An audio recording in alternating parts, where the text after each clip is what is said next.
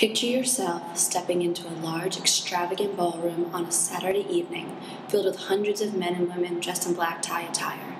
Before you even have the chance to sit down at your assigned table, an announcer comes on through the DJ booth speakers and asks for all guests to report to the dance floor immediately. Moments later, the doors to the ballroom open, and in comes a large group of men lifting a girl through the air in a bedazzled chair. The girl is placed down, and the crowd goes wild. "Welcome to my party," she screams. When was the last time you went to an extravagant affair? If recently, I'm sure you know exactly what I am talking about. You didn't need to envision a fake scenario a few moments ago because you've been there. You walk into the cocktail hour right after you've arrived, and right there before you is an ice sculpture and various food stations with every kind of food you could imagine. What used to be a simple ceremony and celebration has turned into a competition of who can spend more money on a party and throw the best reception.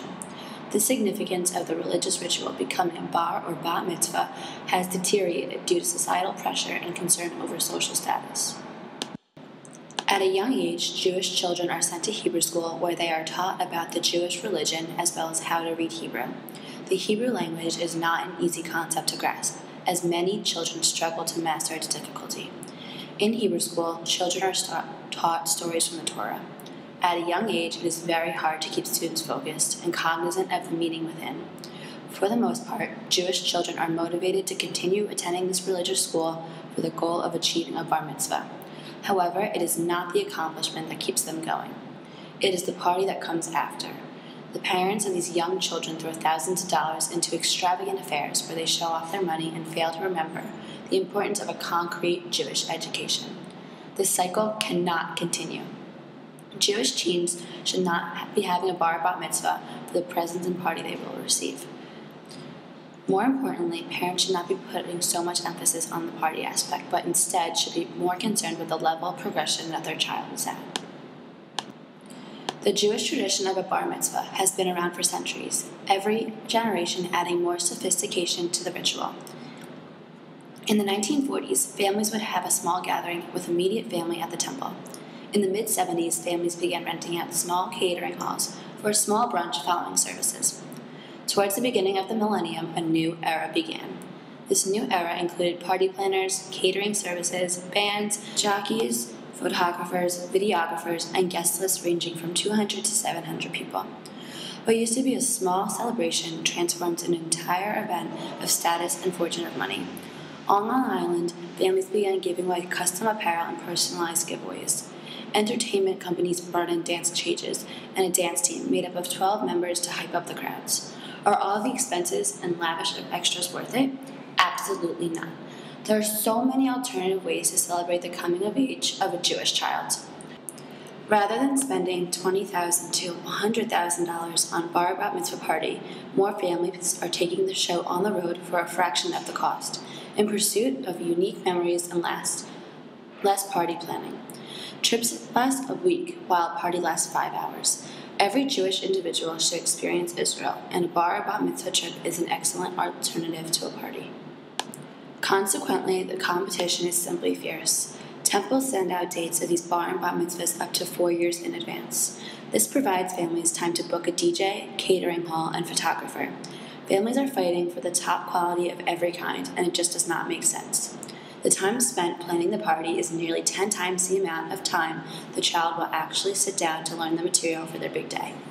There is less concern over a child's understanding of what they are reading in a different language, but more concern over finding the perfect dress that no other girl from the area has. It is about being different and over the top, which defeats the whole purpose of a mitzvah or a good deed. So why is this relevant today in 2012? Why should we be putting an end to this trend? Well, if not now, then when? The religious active Jewish population is slowly declining.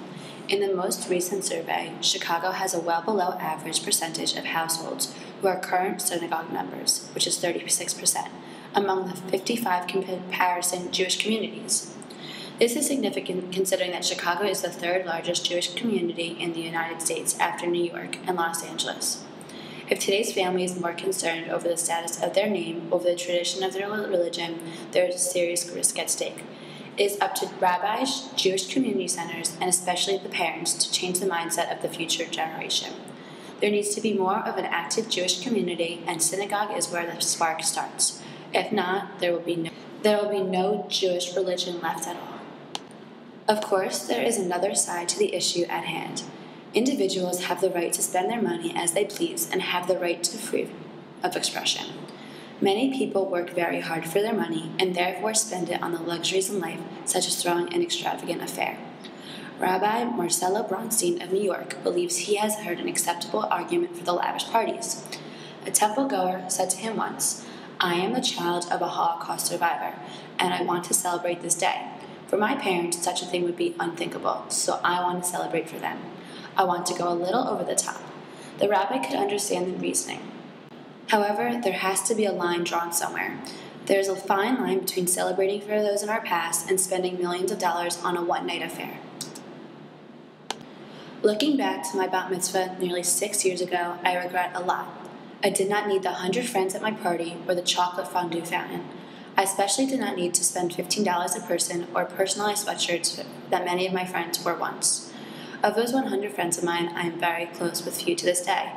I wish I had spent my years in Hebrew school absorbing the tradition and values of my religion instead of worrying about a 5-hour party. To the future generation, sit down at Hebrew school and actually learn something.